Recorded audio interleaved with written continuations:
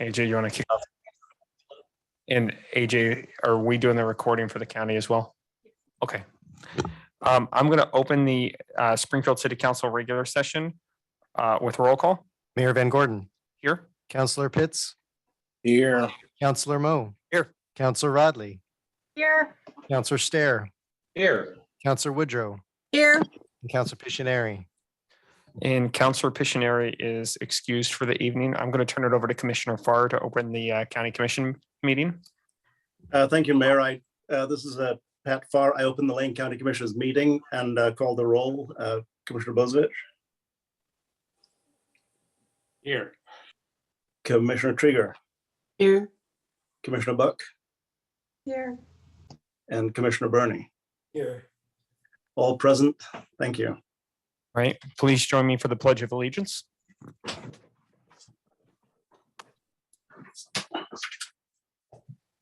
Allegiance to the flag. Flag of the United States of America. And to the Republic for which it stands, One one nation, nation, under God, indivisible, with liberty. and justice for all.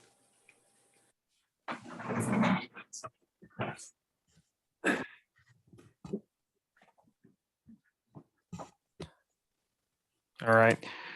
We've got a long script this evening, so please be patient as we get everything started. So tonight, Springfield and Lane County elected officials are holding a joint public hearing to hear testimony on a city-initiated amendments to the Springfield Development Code affecting residential and employment lands in Springfield. Lane County must co-adopt any amendments to the Springfield Development Code that apply to properties outside the city limits. The code amendments include changes to sections of the code that apply outside the city limits, such as changes to the code affecting applications, procedures, and decision-making processes for development applications. If you are here this evening and would like to speak about this item, you can fill out a request to speak card to testify in person. If you are joining online, you will have the opportunity to raise your hand after the staff report, and you will be called on to unmute yourself and to speak. I'm going to go ahead and open the public hearing on the ordinance amending the Springfield Development Code related to the middle housing and other residential uses, employment land uses, and application review and decision-making procedures, adopting a savings clause and severability clause and providing an effective date. First, we need to declare potential or actual conflicts of interest. Would the city attorney office please provide us some direction on declaring conflicts of interest? Thank you, Mayor. This is Christina Kraz, Assistant City Attorney. Because the City Council and Board of Commissioners are making the final decision on these code amendments, you may have actual or potential conflicts of interest as defined by state public officials' ethics laws. An actual conflict of interest occurs if these code amendments would affect your financial interests, those of your family, immediate family member or household member, or a business associated with you, immediate family member or household member. A potential conflict of interest occurs if these code amendments could have such an effect. Because these code amendments broadly impact properties in Springfield and in the Springfield UGB, councilors or commissioners who own property in Springfield or within the Springfield UGB have potential conflict of interest. A potential conflict of interest must be declared, but then you may participate in the hearing, deliberations, and decision-making. An actual conflict of interest would exist, for example, if you know that you, your family member or household member, or a business associated with you or them has plans to use the new code provisions to develop or redevelop property that benefits you or them financially. If you have an actual conflict of interest, you must declare it, and then you must recuse yourself from participating in the hearing, deliberations, and decision-making on these code amendments. And if you have any questions about whether a particular conflict is actual or potential, please declare it, and then we can review whether it is actual or potential. All right. And it is now the time for the Springfield City Council to declare those conflicts of interest. And then I'll start with myself and then we'll go by ward order. So I have a potential conflict of interest because I'm a property owner in the city of Springfield. Damien, you want to go next? No actual or potential conflict. Steve Mo, Ward 2, I have a potential conflict of interest because I own property in the city of Springfield. Corey Rodley, Ward 3, I have a potential conflict of interest as a property owner within the city of Springfield. Leonard Stair, Ward 4, I have a potential conflict of interest as a property owner. Thanks. Merrily Woodrow, Ward 5. I have a potential conflict of interest as a property owner in Springfield. All right, Commissioner Farr, we're going to turn it over to you to open the public hearing on the county commission side. Thank you, Mayor Van Gordon. I hereby open the public hearing for ordinance number 22-03 in the matter of amending Lane Code Chapter 10.600 to co-adopt amendments to incorporate changes in state law and modernize the Springfield Development Code for the urbanizing area between city limits and urban growth boundary of the city of Springfield, and adopting a savings and severability clause, file number 59-PA21-05996. The date today is April 25th, 2022. The proposed Lane Code amendments are subject to Lane Code 10.315-20 and applicable statewide planning goals. The board's decision may be appealed to the Land Use Board of Appeals in accordance with ORS Chapter 197. At this point, I will call for conflict of interest or potential conflict of interest from the Board of County Commissioners. Commissioner Burney. Yes, I'm proud to say that I have a potential conflict of interest as a property owner in the city of Springfield. Thank you, Commissioner. Any further declarations? Chair, Commissioner Buck. I have a potential conflict of interest as I own property within the city limits of Springfield, but I do not believe I have an actual conflict of interest. Thank you, Commissioner Buck. Further declaration? Seeing none, Mayor Van Gordon, that completes our declarations. Thank you. The order of proceedings for this hearing will be first the report by the staff, followed by public testimony, and then any additional comments by the staff. Could we please have the staff report? Well, good evening, Mayor, City Councilors, Chair Farr, and Board of County Commissioners. Thank you for taking the time to be here tonight and helping us through this exciting process of adopting a majority of our new Springfield Development Code. This has been a long time in the making, and I do have a fairly long PowerPoint presentation tonight. I'm going to try and move through it relatively quickly. At the end, I'm happy to take questions or go back to slides and discuss anything in more detail. I would like to give an opportunity for Lindsay Eichner, staff from Lane County, to say anything if you want to, Lindsay, to open it up for the county. Thank you, Mark. Good evening, Chair Farr and Commissioners and City Council members. I'm going to let Mark do the majority of the presenting, but I'm available for any questions or discussion afterwards. Great, thanks, Lindsay. I am going to share my screen for these PowerPoint slides, and we should be pulling those up here now. Hopefully you can see that introductory screen, getting some thumbs up, thank you. And I'm just going to try and adjust my screen so I can see some or all of you. I may not be able to see all of you while I'm sharing my screen. So if there are questions, they could be called out if I don't notice a hand up or something. So with this, this presentation is going to be a pretty high level overview of how we've gotten to this point tonight. Over the last 3.5 years, we've been working on this project to get the majority of our new development code in place. I will go into some detail on a couple of points that are being asked to be considered more specifically by the bodies tonight. And we'll just get right into it. I like to share these same slides at every presentation for the public's input or not input, but information. This is the purpose statement of the overall project. And this was developed as part of the community engagement plan at the outset of the project. The community engagement plan was developed in conjunction with the City Council and approved by our planning commission, acting in their capacity as the Committee for Citizen Involvement.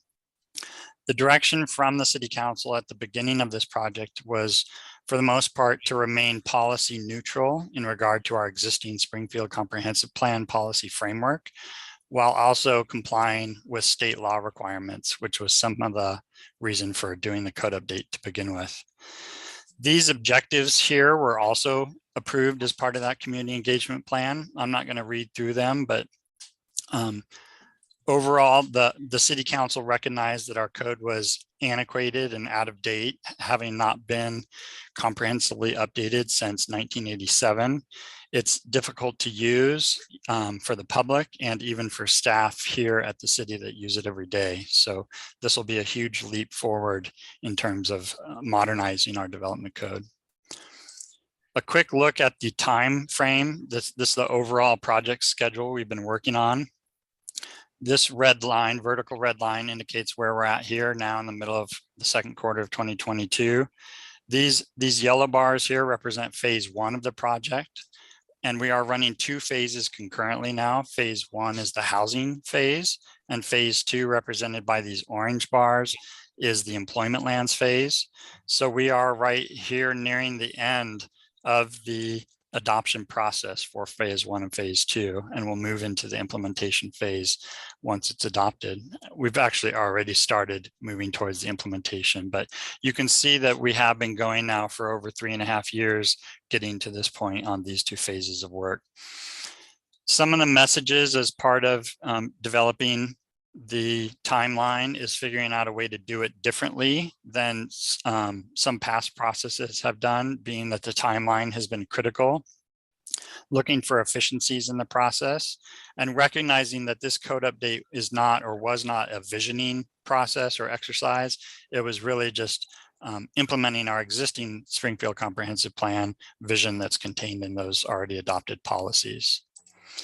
I do want to recognize the extensive amount of time and effort that's gone into this. A number of different people and organizations have been involved. At the outset, we had a governance committee that was comprised of 2 city councilors and 2 planning commissioners that have met periodically to provide policy direction.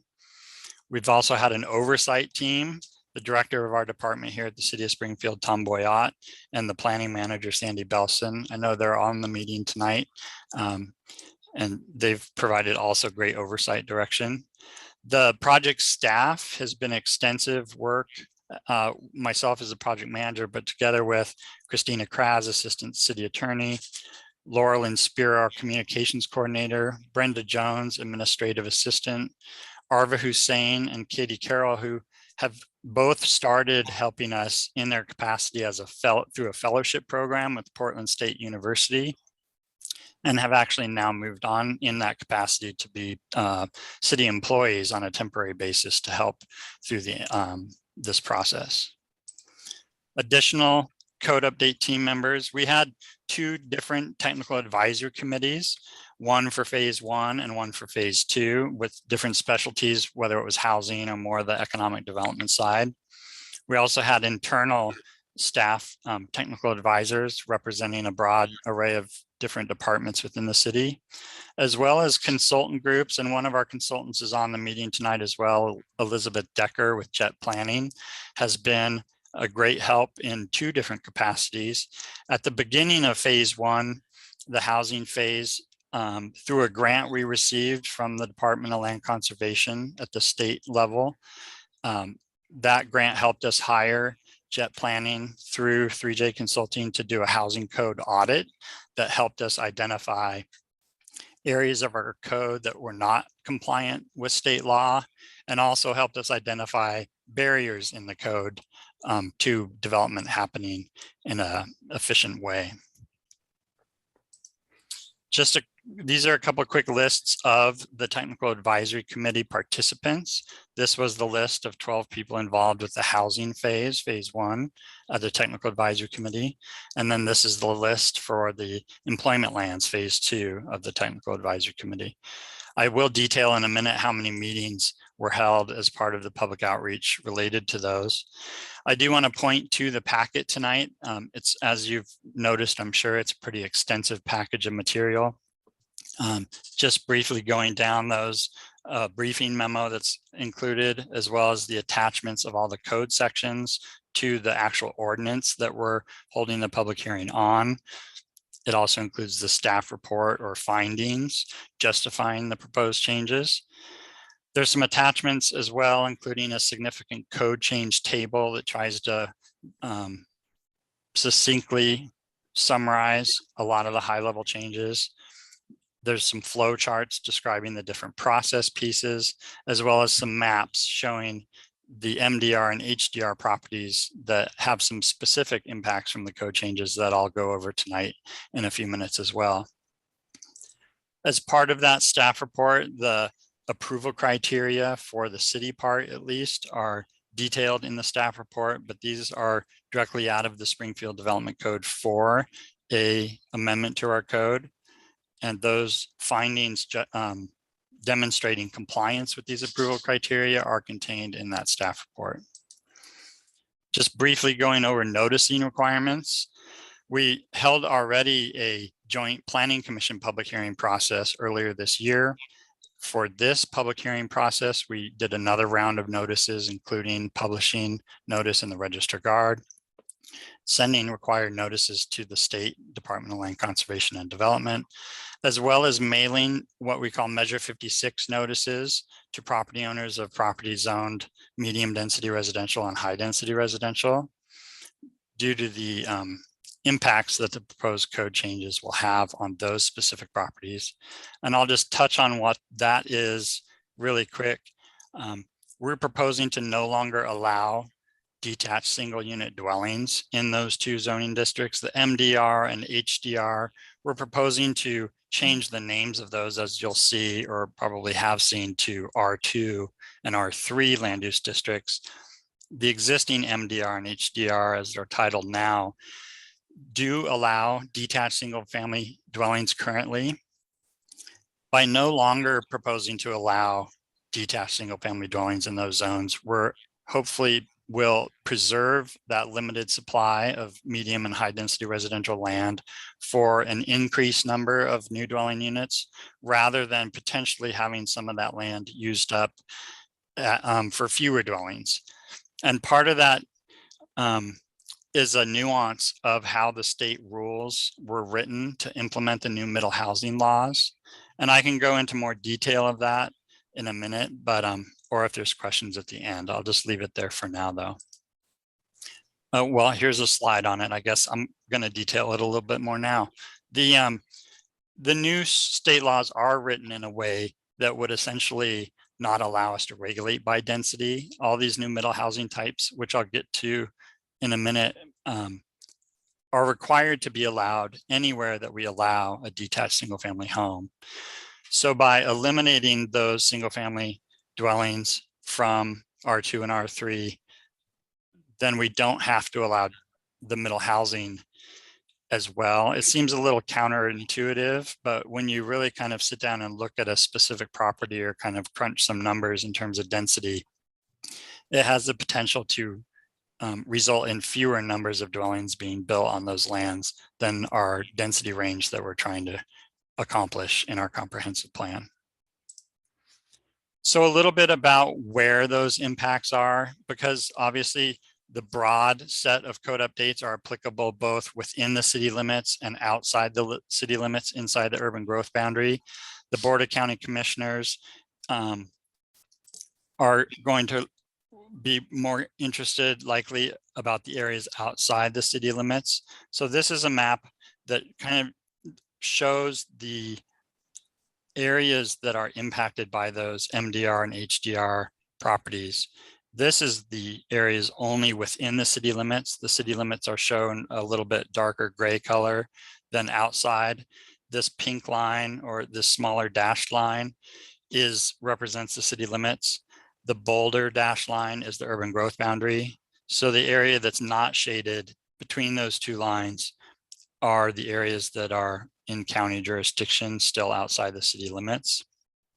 When I switch to this next map, you'll see these are the properties that are still considered outside the city limits inside the urban growth boundary that are zoned MDR, HDR, that will be impacted by this proposed change.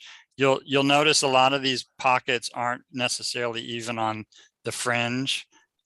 Some of them are, but some of them are interior to the existing city limits. It's just there's a pocket of unannexed land.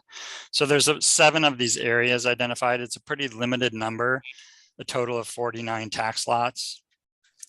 County staff and our staff work together to identify the impacts. when you look at what all 49 of these lots include, really, I think there's only 2 of those tax lots that are currently vacant. The rest of them are either already developed or being used as, say, parkland or utility properties. So I'm going to just touch on the high-level summary of the public outreach that's taken place throughout this project. All of this information is included, linked in the packet to our public outreach report that we summarized all the different ways we've done public outreach. As you're all aware, the global pandemic has changed the nature of the way we had to do some public outreach, not being in person as much. So midway through, we had to get a little more creative. We used some different techniques in terms of virtual outreach to continue with the project. I'm not going to go through all these one by one, but I just want to give you some idea. These do detail the number of meetings, those technical advisory committees, how many meetings were held through those. Some of these numbers have actually increased just recently based on some of the noticing and electronic communications we've done for this public hearing process as well. Our project webpage has been the primary source of easily accessible information for the public that we point to for most people to get the current and most accurate information. We've sent a number of these e-updates to our communication staff. There's more than 400 recipients on that list. This 11 number has been increased by at least 2 just within the last couple of weeks. We've sent out a couple additional e-updates. And then again, we've throughout the course of the project been doing outreach throughout the community to different organizations, trying to spread the word and provide information about what we are doing with our code update.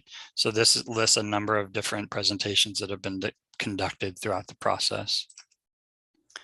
And just a few more ways we've been doing outreach. I can touch on just the outreach survey that we did. We did a virtual open house instead of being able to do an in-person open house due to COVID. And then as part of that virtual open house, also doing this public outreach survey, we had 80 people respond to that survey, which from our perspective is a win. That's a pretty good turnout. It's not necessarily statistically significant in terms of the broad community, but if we had held an in-person open house in pre-COVID times and 80 people had shown up, that would have been a successful open house.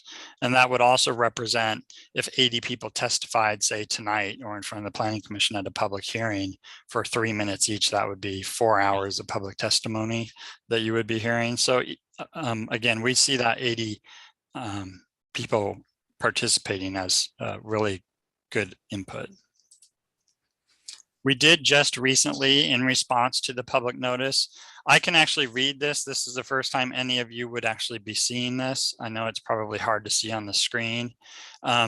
This was one email that we received in response for this hearing.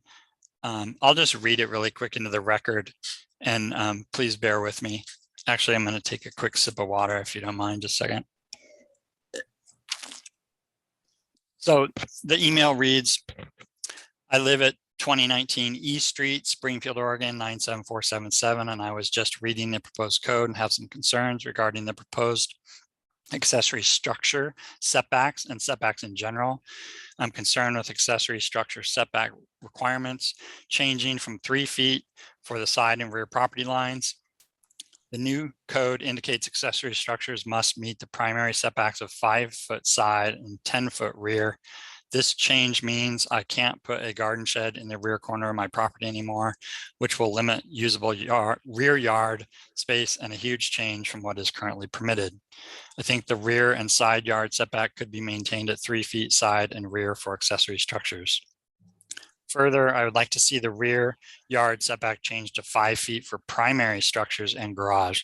This change would allow for greater separation between multiple dwellings / structures on site while maintaining separation between adjacent properties. If we are removing as many obstacles as possible from housing development, we should be allowed to utilize as much of the property as possible. Andrew Larson, and then a phone number. And I can speak to this a little bit more. I'm happy to come back to it. I'll just keep going for now though, and then happy to revisit this topic and where the change is in the code. So really trying to highlight the accomplishments that we have done with the, almost, what is it, 300 or 400 pages of new code that is in the packet for tonight. A lot of the direction from the city council at the outset was to make the code easier to use and easier to understand, more streamlined, and provide easier ways for development to happen. We feel we have accomplished that. We've rewritten the majority of the code pages that you see tonight. Almost 300 pages are basically all brand new, where you'll see that difference between Exhibit A and Exhibit B is all brand new code, where Exhibit C is some sections of the code where we've just made track changes to, some more surgical edits. And those are really to reflect the broader changes we've made in the first two sections, but it's a lot easier language to use and understand, a little more plain and simple. Definitely more streamlined process. We spent a significant amount of time on our procedures ordinance part of the code in terms of the rules on how we process applications to really make that a lot more clear and understandable, not only for the public, but for staff as well. One of the requirements by state law is that for all housing, we have clear and objective approval standards. That was a big lift to get to that point from our pre-existing code, or our existing code that's in place today for this code, is to really meet that test under state law for having clear and objective housing approval, a path for that. To just touch on those a little more detail, the easier to understand and use part of that is that we've clarified definitions, simplified terms. We've removed a lot of redundancy and inconsistencies. In today's code, you have to flip back and forth through a lot of sections. We've tried to minimize that so that you go to a section and can find out what you need without having to go to a bunch of different other sections. And then we've grouped a lot of use categories rather than having very detailed lists of different specific uses that have become antiquated over time. So these group categories will be a lot more flexible in the future as uses evolve over time. The streamlined process I mentioned, the procedures ordinance of the code, much more simpler and clarified of terms. The minimum development standards part I want to touch on, that was a process that was undertaken. Some of the city councilors will remember we had a development advisory committee years ago that tried to streamline this process as well and get it to a true clear and objective process. It still needed some work, and so we've done additional work on this MDS, minimum development standards process, to allow it to truly be a type 1 clear and objective path, as well as expanding the amount of uses and things that can happen under that path. And that'll be a really good option for people to use for some development. Clear and objective standards. Again, I mentioned this already, for all housing in compliance with state law.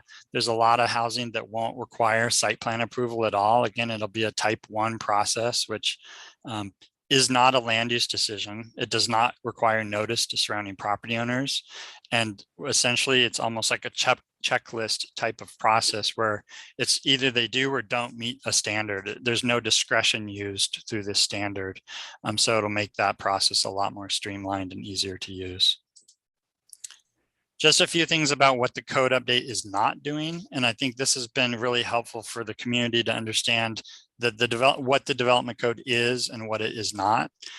We aren't, well, and I'll just say too, there are some of these things on this list that are happening as well outside of this formal process. So for instance, every year we look at updating our application permit fees. We do that right about now, starting in spring and moving towards the end of June to adopt new fees, but that's not part of this actual code update process. Systems development charges are not within the development code.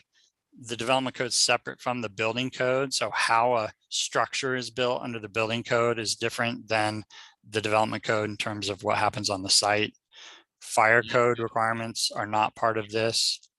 infrastructure improvement standards. Although we do have some of those standards within our code, there's a separate document that also contains engineering specifications and things like that that is not part of the development code. There is still a need to do some stormwater requirement upgrades to be compliant with a new stormwater permit that we'll be operating under. And so that'll be forthcoming work that we'll have to address. And then wetland and floodplain standards. The city has recently updated our floodplain standards. And so that was something that was already in process that's not being dealt with specifically as part of this process. Again, I mentioned it's 2 different phases. Phase 1 is the housing phase. I'm not going to go through all these other than to say a big piece of the phase 1 housing work. The scope expanded when the state adopted the new middle housing legislation. We built that in to fully implement as part of this process. There's been at least a half a dozen other new state laws that have passed that we've also had to figure out how to implement as part of this. Even more recent legislation than the middle housing stuff. And related to the middle housing is also the expedited land division process for middle housing. So all of those new state laws have been incorporated into this code update.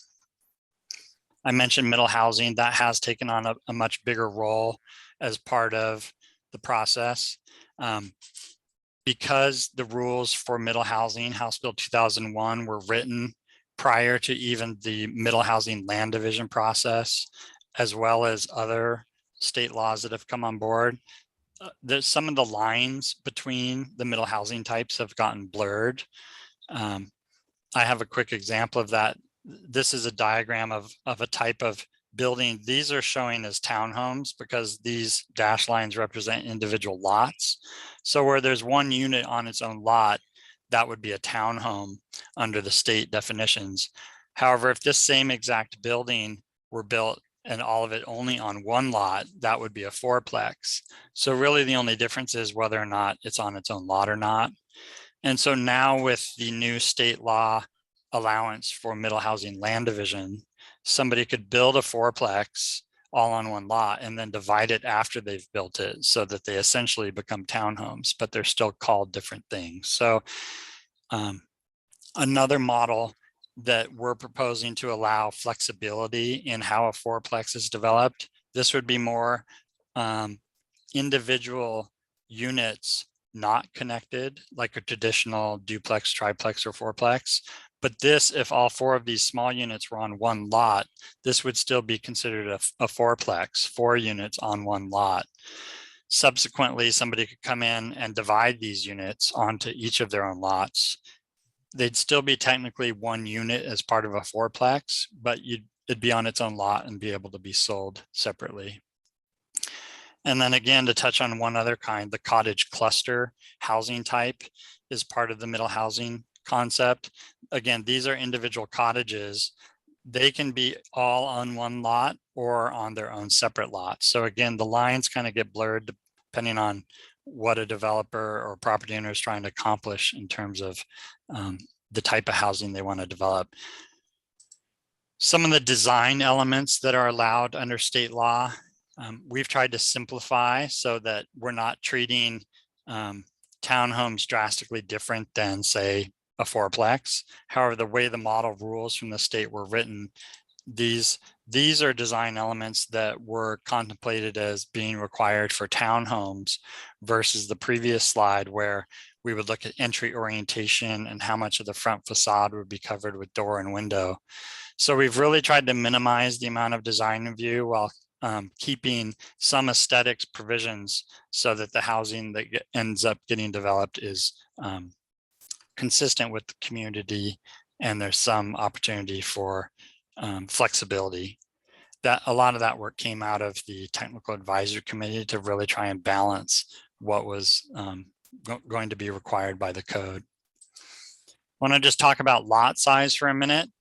We are proposing to combine essentially what was 2 previously existing code sections. We have our existing low density residential, and then we had a small lot residential zone. There was not any actual land zoned small lot residential in the city, but that was a way from years past to accomplish more density that was never fully implemented.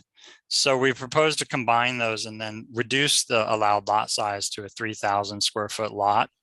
This is just a representation of, you could imagine any parking lot. This happens to be Best Buy's parking lot up on North Gateway. But to give you some idea of what does a 3,000 square foot lot look like, I think I counted this as 18 parking spaces. So you can imagine that is a pretty small lot, but if people can fit smaller homes on these, and then, you know, hopefully those homes then have some increased level of affordability based on the smaller lot size and potentially smaller unit size. So again, just an idea to represent roughly what a 3,000 square foot lot looks like. To see it on the ground in practice, here's a couple quick photos. This is out in the new development area of Marcola Meadows in North Springfield. So these are existing platted lots with homes on them. This whole area is being built out. This lot here is a roughly 3,200 square foot lot. As you can see, has a home on it. Another quick example, there's the footprint of that one again. This is another small cluster subdivision that was approved on 19th Street in kind of central Springfield. This is actually a 2,500 square foot lot size with roughly 900 square foot dwellings on them. I think the majority of this development's built out now. So it is possible. The 3,000 square foot lot is small. It's not out of the realm of possibility, I think, is really what's trying to be demonstrated here. Also just wanted to touch briefly on what we're calling the massing. So we are proposing to increase a little bit of height allowance as well as lot coverage and setbacks. Those are kind of the three big things of how we regulate housing in terms of the building envelope and how it can be proposed. As you heard in some of that public testimony that I read, increasing the rear lot line or leaving it, let's see, I'm trying to make sure I'm saying this correctly. Our existing rear setback is 10 feet. The testimony talked about there's an allowance in our code today for accessory structures to actually be at 3 feet rather than have to meet the primary structure setbacks. But this represents what's allowed under our code today. This 4,500 square foot lot size, lot coverage of 45%, height of 30 feet, and then these setbacks of 10 and 5s around. So this is what would be proposed as part of the new code. So a slightly increase in height to 35 feet, increase lot coverage of 60%, and down to a 3,000 square foot lot size. So putting those side by side, you could see there definitely is an increase in massing.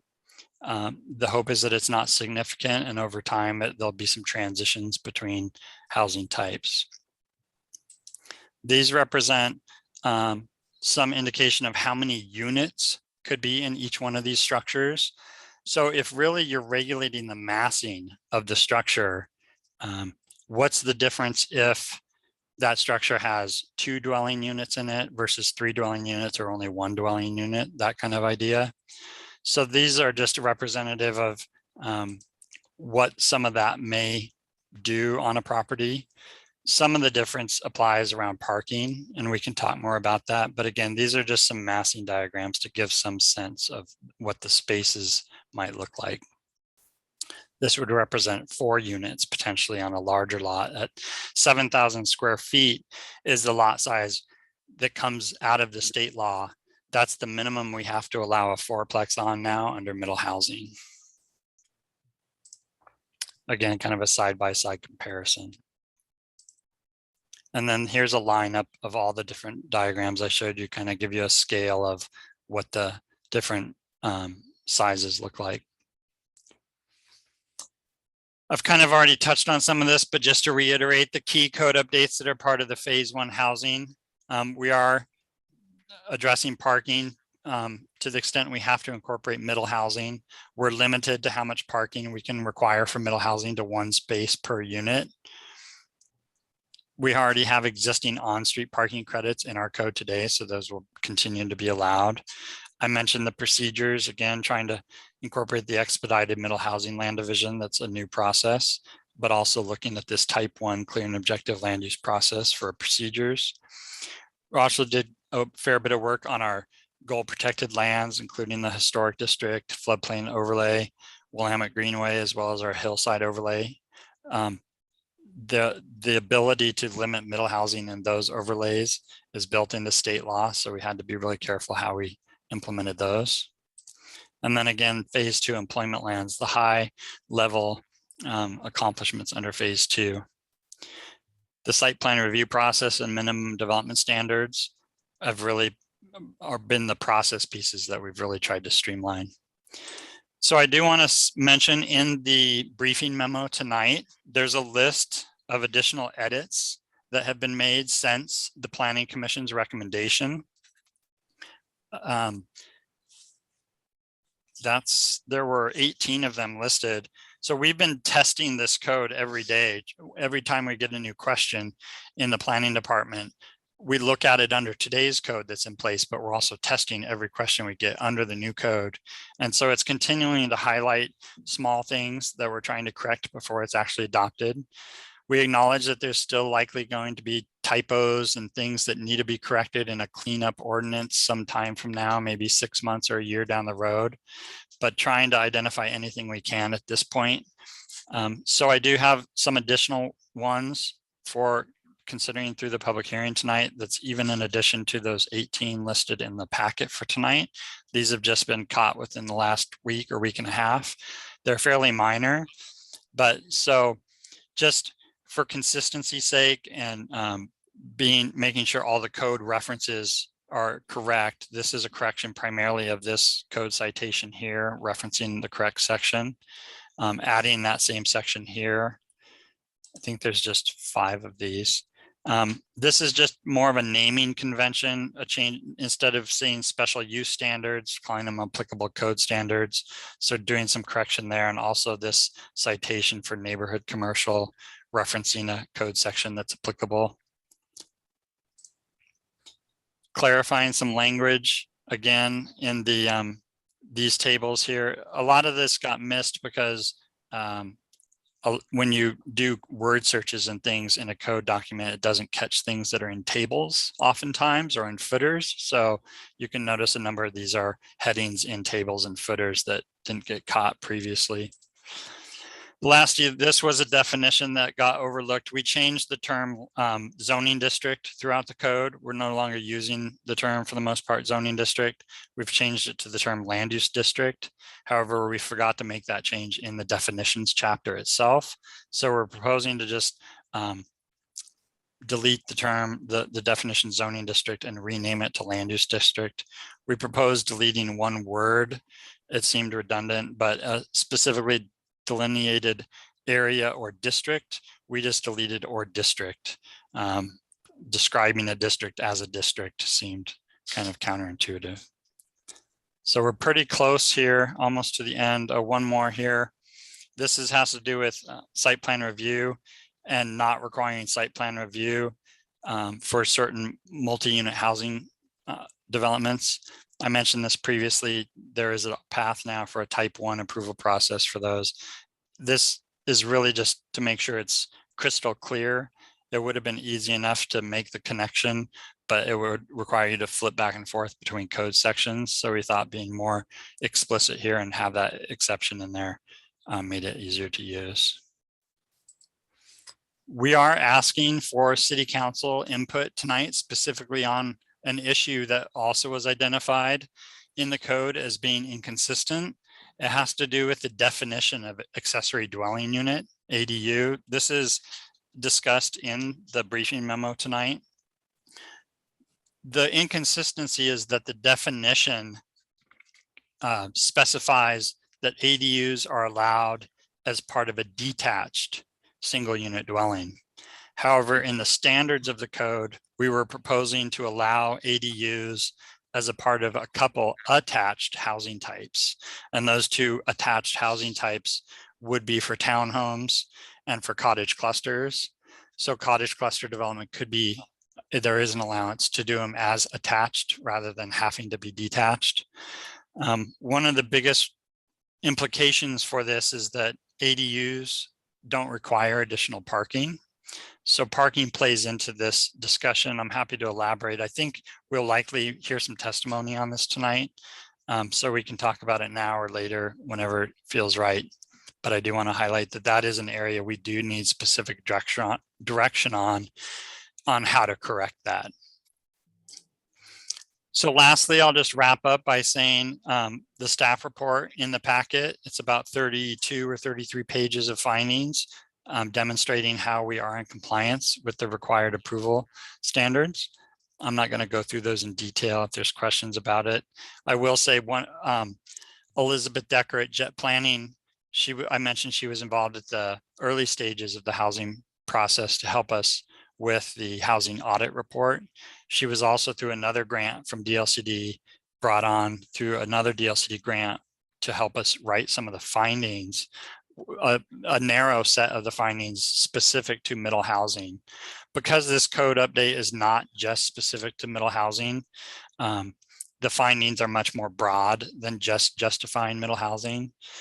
And essentially, because we have to do middle housing, because the state passed new laws requiring it, it was fairly straightforward, but pretty technical yet. And so Elizabeth did a great job incorporating those middle housing findings into our larger findings package. So just to summarize, our recommendation tonight for the City Council and the Board of County Commissioners is to consider the testimony that'll be part of the public hearing tonight. We recommend that City Council close the public hearing if it is concluded. And then we ask for feedback from the council tonight on any questions or additional information you may want for your ultimate deliberations. With that, I'm happy to answer questions. Just to touch on the timeline really quick, we are under a deadline to adopt specifically the middle housing provisions. So we've been trying to move along expediently as possible. This looming deadline of June 30th to get this adopted is really what's pushing continuing to move forward. So I appreciate your patience with that PowerPoint presentation, and happy to touch on anything else. All right. Thank you so much, Mark. Leonard, we're going to hold on questions for right now. We're going to go through the public testimony, and then we'll get to a portion when we're good for questions, discussion, etc. So now is the time for the public testimony.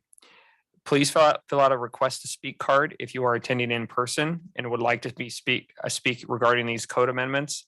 If you are attending online, you may use the raise hand feature and we will call on you to unmute yourself and speak. Please state your name and mailing address as you begin to speak. You're going to be allotted 3 minutes, and the public testimony order is going to be in the room first, and then we will go online. The first card I have is Jenna Fribley.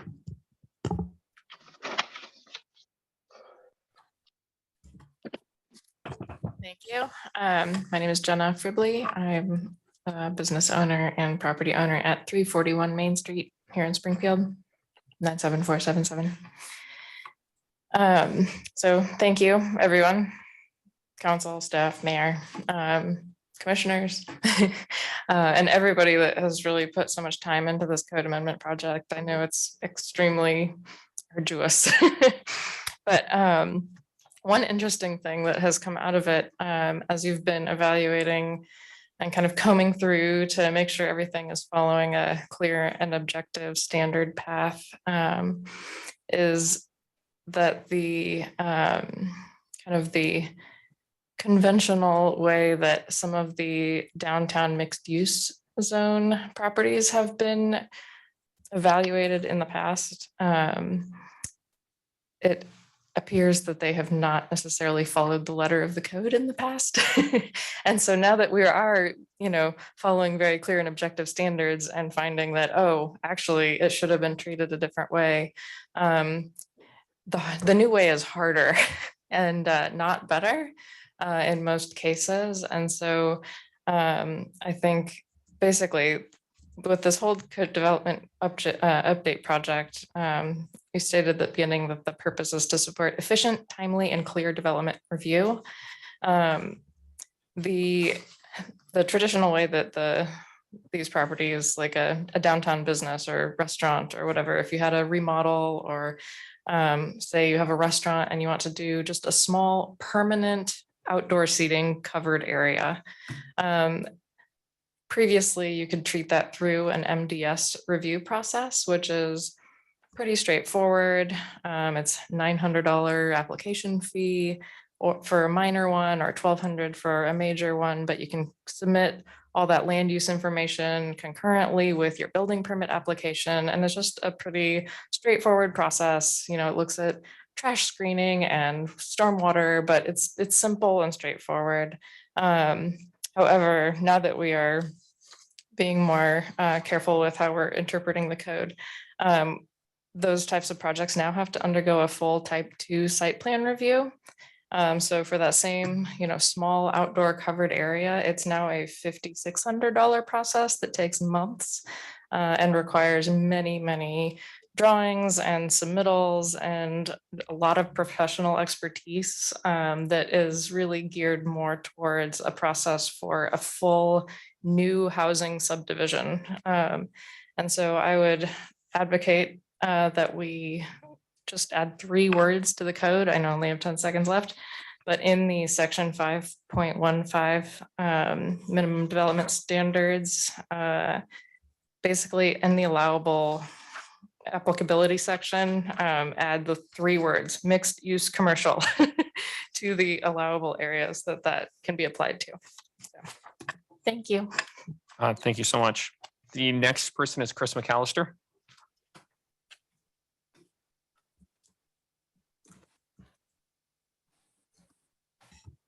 Mr. Mayor, members of the council, members of the Lane County Commissioner, I thank you for your time. My name is Chris Mcallister. I live at 1909 12th Street, Ward 3. I wanted to first and foremost say thank you, Mark Russ, Brenda, and Christina for the hard work making this stuff happen. As someone who served on one of the technical advisory committees, we were looking at something that hasn't been changed since I was 2. And so knowing all this has changed, knowing that we are working on different options, I really value the level of intent and clarity that came from this process. While we build out and make housing available, let's not fool ourselves and think that building is going to just solve us from all of our problems. We need to make sure that we use these housing and these developments smartly, that if we do offer tax breaks and other things to support these developments, that we have quotas that actually help serve the people who would not otherwise qualify. As a second generation since our family owned land in this county, I'd like to see opportunities afforded to our people. And by breaking up these lots and giving more options, such as the 4-plex, we're looking at options that can help some of our less fortunate, some of our people who have trauma, some of our people who have the ability to get a little bit of money from a settlement once they finally get on their retirement, but they can maybe start to buy land. And having Springfielders be able to own land again means your tax base goes up, means that you have more opportunities and more people are engaged. So I really implore you to not just work on the code, but work on bringing things in to support the code, to make sure that these buildings are being able to use by people who are having long-term goals in this town and aren't just going to sell it at the next thing, or just choose not to do the LRPD and get full market rate that year. We need teeth in what we're trying to do, not just the opportunity. So the code is deep. Please listen to your constituents. Every region of our city is different. Everybody has different needs. Don't forget Glenwood. Don't forget the people out in Walterville. They're coming in, they're our future, and they need to see themselves in our hometown field. So thank you very much, and I appreciate you all. Thank you, Chris. That was the last card I had in the room. If you're interested in testifying online, please raise your hand and we will give you a second before we start calling folks up. Mayor, we currently have 3 hands raised. The first speaker will be Dylan Lamar, followed by Karen Knutson. And Dylan, you should be able to unmute your microphone.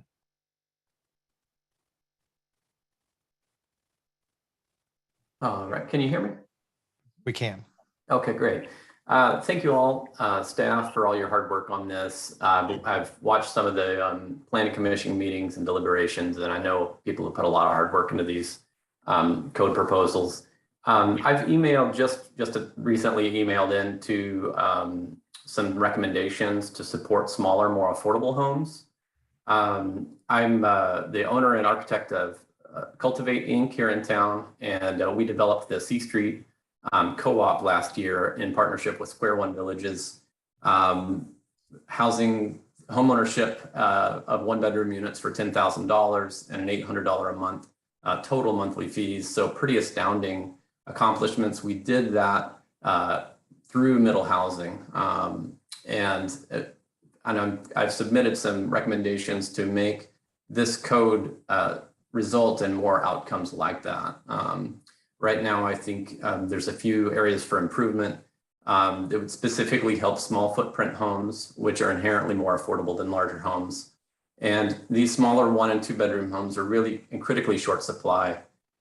Even as our household sizes shrink, we really don't have many ownership units of this size, and they support our most vulnerable, the aspiring homeowners and people on a fixed income. And I'll just hit a few of the high points. Reducing the minimum lot sizes is a starting place to allow more smaller housing. Increasing the maximum lot coverage to 65%. I see it recently got dialed down to 45% in the Planning Commission's latest recommendations. Parking between buildings and street. This is a little bit different between the different middle housing pathways. For triplexes and fourplexes, you're allowed up to a 50% street frontage to be occupied by parking between buildings and street. I would suggest to allow that also for cottage clusters, and to go further, and when you're working with small footprint housing of less than 900 square feet, allow parking to occupy the full street frontage as long as you have a 10-foot landscaped buffer. Parking requirements are a big barrier to producing affordable housing. And finally, allowing a townhome to be on its own lot. Allowing townhomes to be shared on a single lot. Multiple townhomes would allow a pathway for housing cooperatives like C Street to use the townhome pathway, which will just allow us more flexibility in our site design. And then reducing the maximum off-street parking requirement by up to 50% would be a great step toward, again, encouraging more smaller housing. I thank you for your time. And like I said, I'll email this testimony directly to all of you so you have it available. Thank you. Thank you, Dylan. Mayor, your next speaker is Karen Knutson, followed by Stephanie Clark.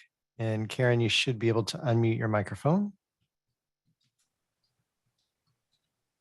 Good evening, Mayor Van Gordon, City Councilors, and County Commissioners. My name is Karen Knutson, 2004 East 26th Avenue, 97403 in Eugene. But I'm here this evening as the founding director of Better Housing Together, and I'm speaking specifically to Springfield's work to implement the Middle Housing Code and also preserve your capacity for higher density housing and support great mixed-use redevelopment in your downtown. Better Housing Together is a multi-sector community-led organization working to address the housing crisis in Lane County. We are an independent nonprofit and also the backbone of a 50-partner collective impact effort that is working collaboratively to increase housing affordability, diversity, and supply. Among other community work, Better Housing Together has supported middle housing since 2017, and one of our first middle housing public events was that year, a sold-out workshop at the public house in Springfield, working with Aarp Oregon and several other local partners. So it's really exciting to see Springfield nearing completion of this development code update after 3.5 years. We really appreciate the careful work that your staff has done during that time, from the initial code audit to work to identify specific barriers to affordability, and the more recent detailed work to streamline permitting and development processes. And we're excited to see that work all continuing. All of this work is important because, like all West Coast communities, Springfield needs to take steps to support the creation of more efficient and affordable housing. Looking ahead, there are additional steps that you all can take to improve opportunities for small footprint homes specifically. Smaller 1- and 2-bedroom housing is needed to meet our city's housing needs, and they are in very short supply. This is housing that also helps to serve our most vulnerable households and helps us to meet housing needs of older and younger neighbors who are both downsizing and climbing onto the housing ladder. Springfield has done some leading work with your ADU code and incentives, and we just encourage you to please do everything possible to facilitate those small and mixed housing outcomes. With regards to parking, please recognize that every additional parking space can add up to 12% to the cost of a unit, and this is significant when our concern is affordability. So we have submitted a table of specific recommendations into the record with Cultivate Inc. that highlight some next steps. But just in closing, I would add that the work to create small housing and infill redevelopment is much more difficult than most people realize. Your staff realizes it, and they've done some really great work to try and support good outcomes in Springfield. Springfield is fortunate to have some of the state's most innovative incremental developers working locally. You've heard testimony from a few of them tonight already. And we would like to see more of that in Springfield and helping to make it a great city now and into the future. So thank you for your work to steer Springfield and Lane County's development code and housing production towards our community's goals and needs. We appreciate and support these recommendations that have come forward and encourage you to adopt them. Thank you. Thank you. Mayor, the next speaker is Stephanie Clark, followed by Carmel Snyder. Stephanie, you should be able to unmute your microphone. Hi, yes, thank you. I'm Stephanie Clark. I live at 408 King Street in the Washburn district. And I've got a question and then a comment. And my question is that the new zoning for medium density seems to cut through the Washburn district. So the historic district goes to Pioneer, I believe, in places. And the new zoning that takes the medium density up to 5th Street. And so I'm curious as to why that decision was made. One of the things I really appreciate about the Washburn is that it's very mixed type of housing. So you've got some really large, nice houses in the area and then small houses. And I think that one of the things that's contributed to that is the ADU, and especially I think waiving development fees. I've got adjacent to my property, I've got, I think, 5 units that were developed under that. And I think that's just a really great way to keep development local. And that leads to my comment, which is that I hope that people are thinking about the possibility of outside developers and investors coming in and doing things to mitigate that.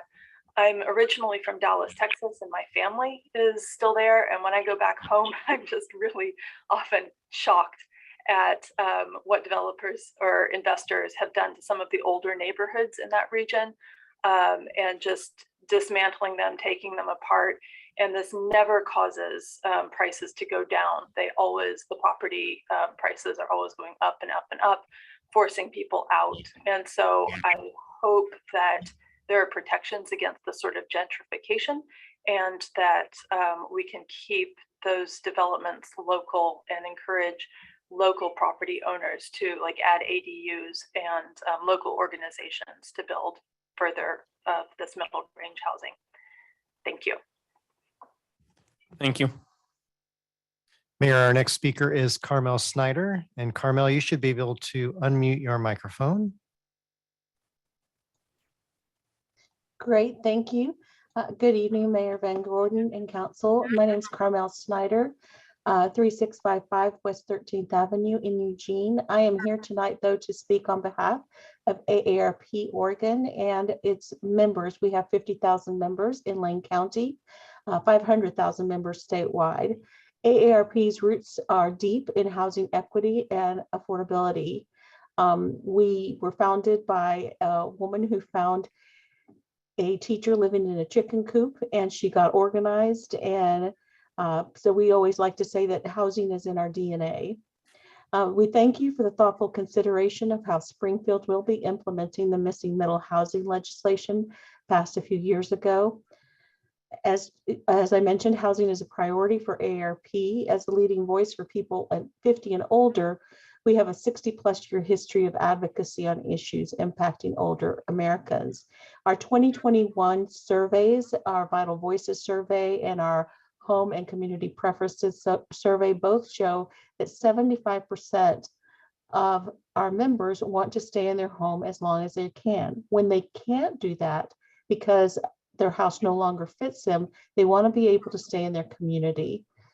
Smaller homes, housing options, give them that option to be able to stay in their community and not have to move to a different community across town where they don't know their neighbors, where they have to find different places to shop, all of those things that are important as we age. Oregon is leading the nation in efforts to legalize traditional housing options and address exclusionary zoning. And that means that Springfield is, like many cities in this area, leading the nation.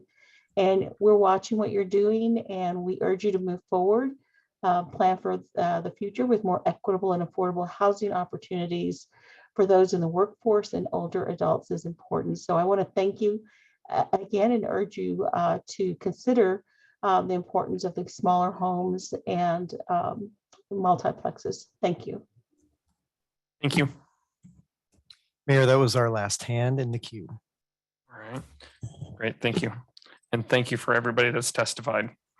All right, so this is the time for the council and board to ask questions to staff or persons who have testified. If there is information that the council or board would like more information about or questions before we close our hearing and set deliberations for a future meeting, this is the time to ask those questions. And then if you could raise your hand, Councilor Pitts. Yeah.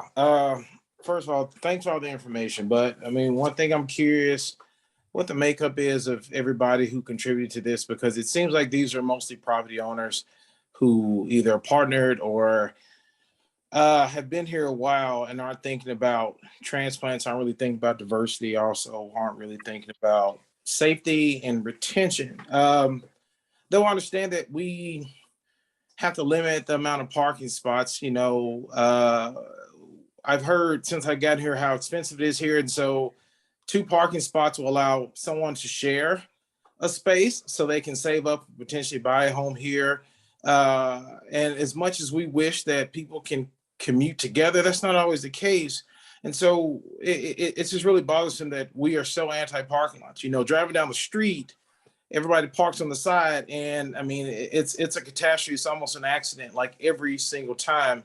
But then also, I mean, just say, you know, going back to the retention and the pure comfort piece, you know, as much as we like the city, love the city of Springfield and the surrounding areas, you know, how many of you, when you go out and it's more than one of you who looks like you, people feel the need to walk up to you and be like, oh, what are you doing here? Or feel the need to try to talk to you just because you're a minority. It's annoying, like real annoying. And it's not, you know, and going back to, we always talk about equity and diversity, we got all these damn committees and all this stuff, but nobody wants to normalize having minorities in this space. And we realize that. And so what do we need? We need parking spaces so we can have a reprieve away from being a token in a public space. Once again, I understand that it might cost more, but I believe that some people will be willing to pay more just for that comfort of not having to be the token, being able to have somebody that they want to date or whatever come over, have people visit, because that adds to quality of life. And there are a lot of things for a lot of us that just don't exist in this space. And so I ask that we think about this from a accessibility, from an equity perspective. And then going back to my initial question, I question how many people who have done anything regarding this live in an apartment or are single or a minority who gets tired of being in public and being tokenized. All right, I'm done. All right, Mark, I don't know if you can shed some insight to some of the questions about the technical advisory committees. Yeah, unfortunately, I don't have demographic information for the technical advisory committees themselves. I am just looking at, and it's in the pack, it's a link from the briefing memo to the public outreach report that details the results of the community survey, at least. And so just quickly, the demographic information contained there, Councilor Pitts, I could just say, in terms of owner versus renter, of the 80 people that responded, the residency was 80 let me make sure I'm getting the right one. In terms of people who own their resident, 81% of the 80 people that responded to the survey says they own their resident, and 19% responded saying they rent their resident. And then in terms of the other piece of demographic information we asked as part of the survey, it was voluntary. It was not required to address the demographic information. So just for the people that did respond, in terms of the 80 people that responded, it says wider Caucasian, it was 70%, 76% of the respondents, Hispanic or Latino, 10%, Black or African-American, 3%. And then there was 1% other and 16% that declined to answer. So anyway, I don't know. I'm sure that doesn't fully answer your question. I'm not sure there was a question specifically on parking that you had. It sounded like you were asking if there's opportunity to have more parking in terms of residences.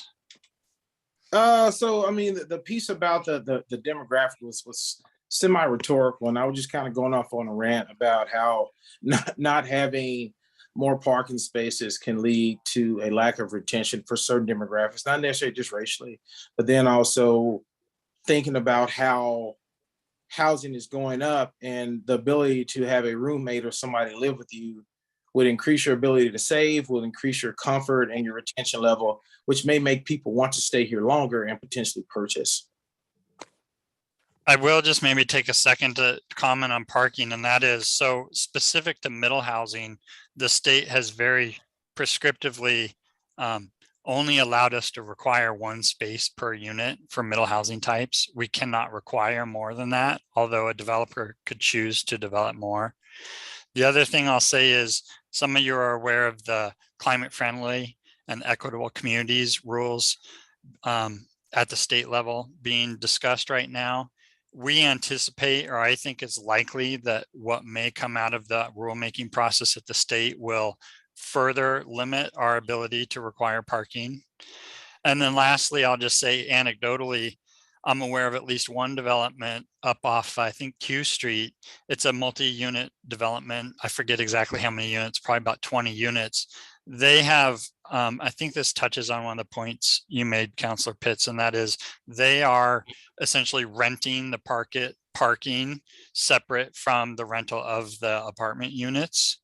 So for people that value having parking, they could rent, the parking that they wanted. And for people that don't want it or don't need it, they don't have to have the parking associated with their units. I don't know if that's a trend in the market, but I just thought I'd mention it. Councilor Steer.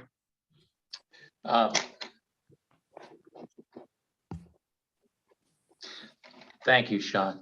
I also wanted to thank all of the people who came out to speak as public speakers tonight. Their comments were very useful, and they did fall on deaf ears. I wanted to ask Mark about the maximum occupancy that staff is recommending here. The way I understand it is that if you've got the two, you can't have any more than 2 people per bedroom and then 1 additional occupant. Is that correct? Thanks, Councilor Stair. And maybe you could provide me a reference to that code section you're reading. I don't have it at my fingertips, but off the top of my head, I think that's correct what you cited. And I will just say that our ability to, we previously used to regulate by family, what the definition of family was. And I think it was 5 related or unrelated people. And Christina Kraz, Assistant City Attorney, may be able to chime in quick on this point. But we're no longer able to legally regulate by that family status. So we've removed it from our code altogether. And so this was the attempt at something to supplant that and still have a reasonable way Mark. to, yeah. So we're gonna toggle over to Christina as soon as you get done. I'm through. I can leave it there and happy to have her chime in.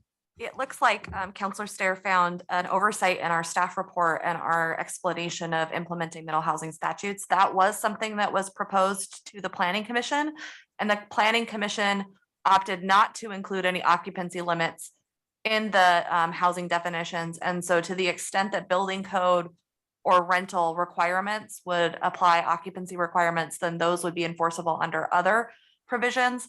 But the development code actually does not have any occupancy limits associated with it. And we will just need to clean up those findings that had discussed that as part of the state law Mark was referencing. So we're removing the definition of a family, and occupancy will just go based on public health. Okay, well, that comes as a relief to me, actually. I was concerned about the possibility of families potentially having to separate as a result of maximum occupancy requirements. The other question that I had here was, what, let's say that with all the best intentions in the world, no middle housing gets built. I imagine the state probably subjects us to some sort of review and some sort of audit after a while.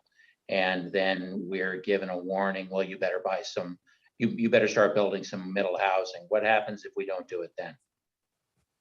Yeah, thank you, Councilor Stair. That's a great question. I may prod Sandy Belson if potentially may have a response to this. I don't want to put her on the spot. I think she's an attendee, could potentially be promoted, but there is a bunch of follow-on work that still needs to be done as part of a lot of new state legislation. Councilor Stair, as you may be aware, a companion bill to House Bill 2001 is House Bill 2003 that requires us to do a housing production strategy and demonstrate how the city is going to meet our housing needs.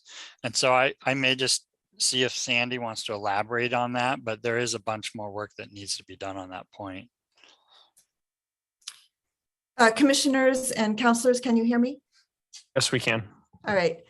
Sandy Belson, interim planning manager. So Councilor Stair, the work session that we had a few weeks ago was specifically to address middle housing and in compliance with House Bill 2001 in terms of what incentives the city would be looking at for middle housing. So at this point, there is no requirement that we meet a certain target level, but that you will have looked at those, and we're going to follow up with based on the direction you gave with another work session in May. When it comes to the House Bill 2003, the housing production strategy, which we will be doing in 2026, that's when we'll have to be more specific and responsive to the state, but we have a few years to get there. And so I think we'll be able to see how the market responds to these new code amendments and then decide if there's something further that the city can or should do in response to how the market is responding, if it's in the way we expect or not. And if I could just add briefly, Councilor Stair, just again, anecdotally, that at the counter, at our front public facing planning counter that we staff, I would say very routinely, weekly, over the last handful of weeks, we've been getting inquiries about people anticipating these rules coming and wanting to be able to use them. So just based on the kind of reaction we've seen, at least at our counter for planning, is that people are excited about these new rules coming into play and will be trying to utilize them. Yeah, yes, don't get me wrong. I'm speaking as somebody who very much wants middle housing. I just want to make sure that there are adequate safeguards in place to ensure that it does. Thank you. All right. Mayor Van Gordon. Commissioner Farr.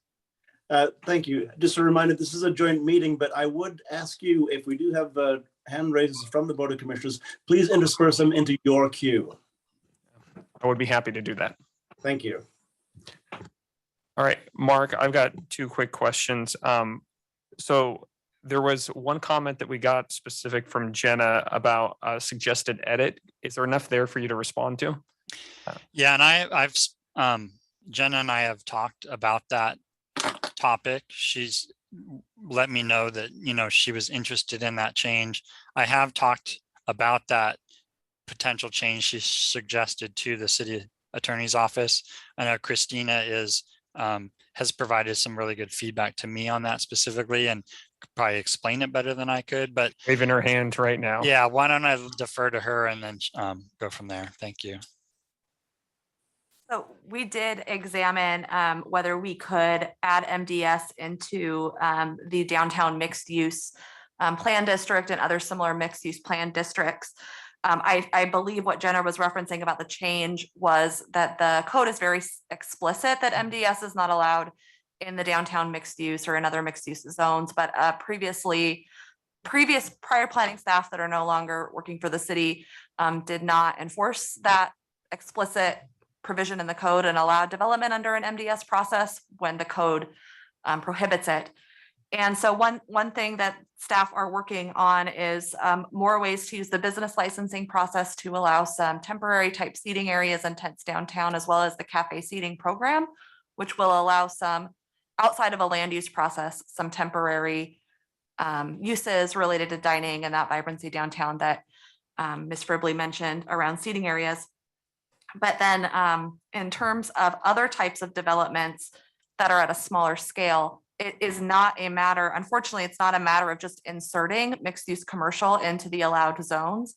And the reason for that is because our mixed use areas are largely designated as nodal development areas, subject to nodal development overlay requirements, which mandate certain features around pedestrian friendly environments, walkable neighborhoods, and other design elements be incorporated into development that simply are not present in other zones of the city. And so the MDS review standards and criteria are just not well adapted for the design standards or pedestrian requirements currently. So in phase 3 of the development code update, I think we envision taking a look at those mixed use standards for downtown and elsewhere and figuring out a more streamlined process for smaller scale developments. But that work is would significantly hold back the MDS streamlining for other parts of the city. And so we would recommend going forward with the updates to MDS that would apply elsewhere, and then looking at how to develop some type of MDS process for mixed use in phase 3. We are looking at ways to adjust proposing changes in fees to make it a little bit more financially feasible to go through site plan review for smaller scale developments around the city. And what's the timing on phase 3? Yeah, if I could interject, I don't think there's a clear time frame for phase 3 at this point, based on just recruiting staff to perform that work. It's probably envisioned to have phase 3 be in smaller increments of work, potentially have different staff address certain sections of the code and then other staff do different code amendments. I did want to just interject as well that what Christina said was all great and true. And I wanted to add that in addition, she mentioned the fee structure that will be coming to the council here shortly. We have added some different layers of fees within site plan review based on the scope of what would happen.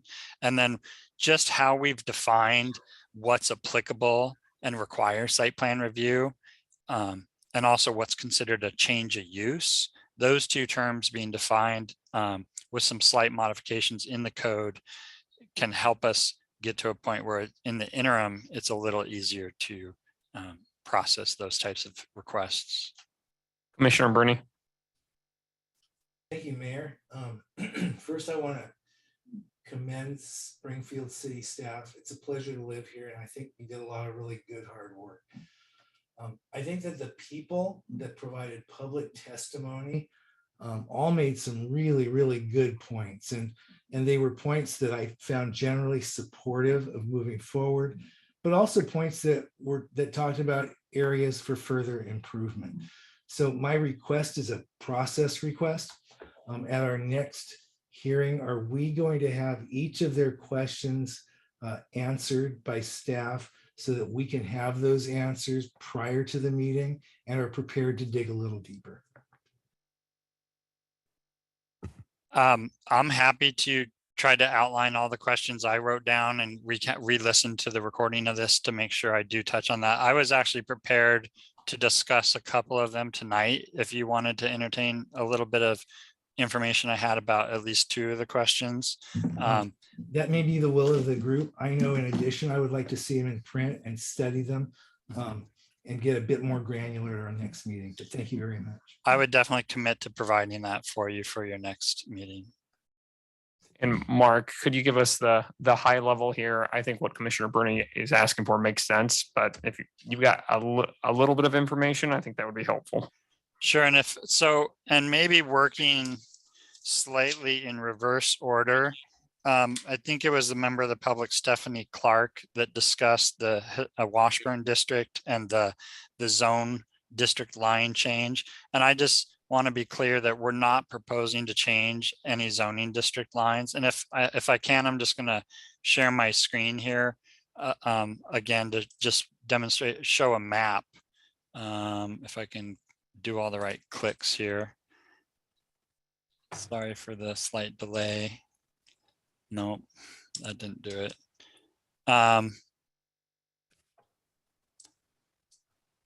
Well, I can just speak to it, I suppose. And that is, we're not proposing to change the zoning district boundaries. It's existing zoning that bisects the historic district. There's some of the historic district that is medium density residential, as well as a larger portion that's low density residential. The prohibition on detached single family dwellings in the R2 or MDR is one of the things that's related to that measure 56 that went to a portion of the historic district property owners. And so the language of that ballot measure 56 required by the state does say that we're proposing to rezone your property, even though what's defined as a rezone under state law is different than actually rezoning the property. So again, it's just eliminating that ability to have a single detached unit in the R2 zone is what some of the historic district got notice of. We discussed this in pretty good detail at the Planning Commission level. Existing single family homes will continue to be allowed and maintained. They could also add a second detached single family home as a duplex in that zone. And so again, as some of the wording gets a little blurred, it feels like a detached single family home when it's actually a duplex. So anyway, I'm not sure that totally clarifies that point. The other one I wanted to mention was Dylan Lamar mentioned a number of points, and I see he emailed me his testimony, but we did propose a parking reduction allowance for affordable housing. And I think that's something that could be considered by the council and the Board of Commissioners. I'm happy to provide that in writing for follow-up at the next discussion point. Let's see, are there any more comments before we sort of move forward here? I know that it sounds like Mark's going to respond to all the public testimony we've got. We'll get it in writing beforehand. But before we sort of move on here, I want to give anybody else a chance to ask additional questions that they might have or make additional comments. All right. If I could, Mayor, just on the point, and this could be deferred till next time too, but I just want to make sure we ultimately do receive some feedback on how to deal with the ADU inconsistency, whether there's direction feeling that we should allow them for attached middle housing types or prevent the ADUs as part of attached middle housing types and consistent with the definition. So that'll be something I can lay out more specifically to hopefully get better, clear direction on. Okay. That would be perfect. So Christina, I may need a little guidance here. I think we need to leave the hearing open, right? If you want more testimony from the public, then you would need to, then you could leave the hearing open, but you would need to continue it in a joint manner, which means you would meet again with the Lane County Board of Commissioners. The record, in terms of providing more written information, stays open with a legislative matter through adoption. So you would not need to you could close the hearing if you don't need to take more oral testimony from the public, but you just want more follow-up information from staff. And you're free to discuss that follow-up information with members of the public who have testified at your discretion.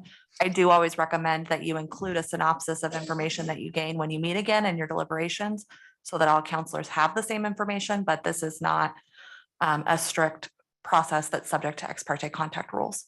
So for the group, I think we're gonna have to, that's gonna be a decision we want to make, right? Is so we have space for Mark to sort of respond and have that guide our deliberations.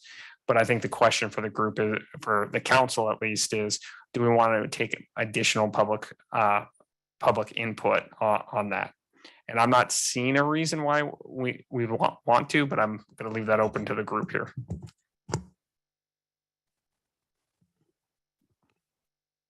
All right. Then I didn't hear any radical responses, so I think it's okay to do that. Then for the city council, we're going to go ahead and close the public hearing. And then I'm going to turn it over to the county commission and Commissioner Farr.